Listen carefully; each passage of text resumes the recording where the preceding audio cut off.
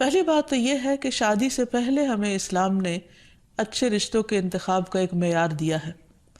مثلاً شوہر کے انتخاب کے لیے جو ہمیں حدیث ملتی ہے اور نبی صلی اللہ علیہ وسلم نے جو کرائیٹیریا دیا ہے اس میں آتا ہے کہ اگر تمہارے پاس کوئی ایسا شخص نکاح کا پیغام بھیجے جس کے دین اور اخلاق سے تم مطمئن ہو تو اس سے اپنی بیٹی کا نکاح کر دو. اگر ایسا نہیں کرو گے تو زمین میں فتنہ اور زبردست فساد برپا ہوگا. تو اس حدیث سے یہ پتہ چلتا ہے کہ شادی سے پہلے انسان کو ضرور یہ دیکھنا چاہیے کہ جہاں وہ اپنی بیٹی کو بیاہ رہا ہے اس شخص کا اخلاق، کردار، مزاج کس قسم کا ہے. یعنی محض کسی دنیاوی فائدے یا کسی کے مال یا بظاہر زینت اور رونق کو دیکھ کر شادی نہیں کرنی چاہیے بلکہ دین کو معیار بنانا چاہیے. پھر اسی طرح لڑکی کے انتخاب میں بھی جو بات ہمیں بتائی گئی وہ یہی کہ لڑکی سے 4 چیزوں کی بنیاد پر شادی کی جاتی ہے، لیکن نبی صلی اللہ علیہ وسلم نے جو خاص طور پر تلقین کی وہ یہ ہے فَاظْفَرْ بِذَاتِ الدِّینِ تَرِبَتْ یَدَاک، کہ تم دین والی کا انتخاب کرو تمہارا بھلا ہو. یعنی لڑکی بھی نیک ہو، اللہ تعالیٰ سے ڈرنے والی ہو.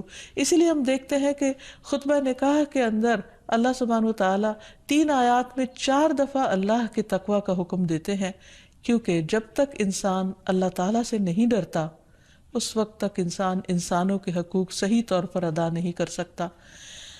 ایک اور حدیث میں بھی نبی صلی اللہ علیہ وسلم نے نیک عورت کو دنیا کی بہترین متاع قرار دیا. فرمایا دنیا فائدہ اٹھانے کی چیز ہے اور دنیا کی بہترین متاع نیک عورت ہے.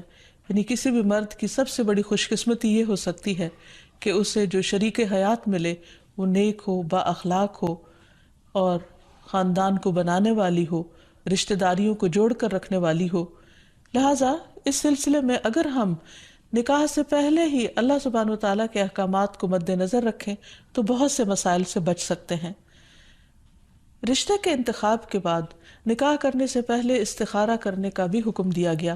استخارہ دراصل کیا ہے کہ انسان اللہ تعالیٰ سے خیر مانگتا ہے کہ یا رب اگر اس جوڑ میں بھلائی ہے، خیر و برکت ہے تو اس کام کو ہمارے لیے آسان کر دے، اور اگر خیر و بھلائی کہیں اور ہے تو ہماری رہنمائی اس طرف کر دے.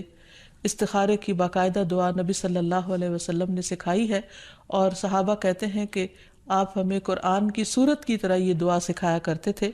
ہمیں بھی اس دعا کو یاد کر لینا چاہیے، نہ صرف یہ کہ شادی اور نکاح بلکہ دیگر مواقع پر بھی جب انسان زندگی میں کوئی اہم فیصلے کرنے جا رہا ہو تو اس دعا کو ضرور پڑھ لے.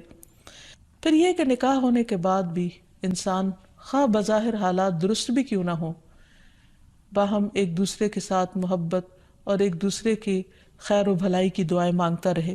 اس سلسلے میں جو ہمیں ایک بہترین دعا قرآن مجید میں سکھائی گئی ہے وہ ہے ربنا ہب لنا من ازواجنا وذریاتنا قرۃ اعین واجعلنا للمتقین اماما.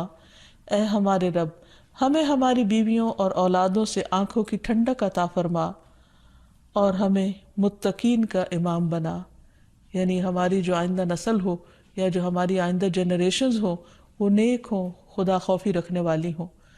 اور یہ کہ ہمیں اپنے ازواج سے اور اولاد سے آنکھوں کی ٹھنڈک دے، یعنی خوشی عطا کر کے ہم جب ان کو دیکھیں اور ان کی زندگی میں ان کو پھلتا پھولتا دیکھیں اور خوش دیکھیں تو ان کی خوشیوں سے ہمیں خوشیاں نصیب فرما. اسی طرح رسول اللہ صلی اللہ علیہ وسلم نے ایک اور دعا بھی سکھائی ہے کہ جس میں برے ساتھی اور ایسے شوہر یا ایسی بیوی سے پناہ مانگی گئی ہے کہ جو انسان کو وقت سے پہلے بوڑھا کر دیں. حدیث میں آتا ہے اللہم انی اعوذ بک من جار السوء ومن زوج تشیبنی قبل المشیب. اے اللہ میں تیری پناہ طلب کرتا ہوں برے پڑوسی سے اور ایسے ساتھی سے جو مجھے بڑھاپے سے پہلے بوڑھا کر دے. یعنی اس کے بد اخلاقی اور اس کے برے کردار یا اس کی طرف سے ملنے والی اذیتوں سے انسان اپنی صحت کو کھو دے یا اس کی جان کو روگ لگ جائے تو ایسے صورت میں بھی دعا سکھائی گئی ہے اور اس کو پڑھتے رہنا چاہیے. کیونکہ شیطان کا سب سے پسندیدہ کام یہی ہے کہ وہ شوہر اور بیوی کے درمیان اختلاف پیدا کرے اور ان دونوں کو باہم ایک دوسرے سے جدا کرے یا ایک دوسرے کے لیے باعث اذیت بنا دے.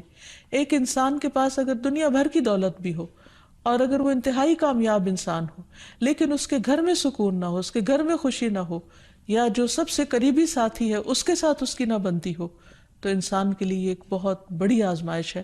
تو اس لیے انسان کو ہمیشہ چوکنا رہنا چاہیے انسانی شیطانوں سے بھی اور جناتی شیطانوں سے بھی، کہ وہ اس رشتے کے اندر کسی قسم کا کوئی خلل پیدا کرے۔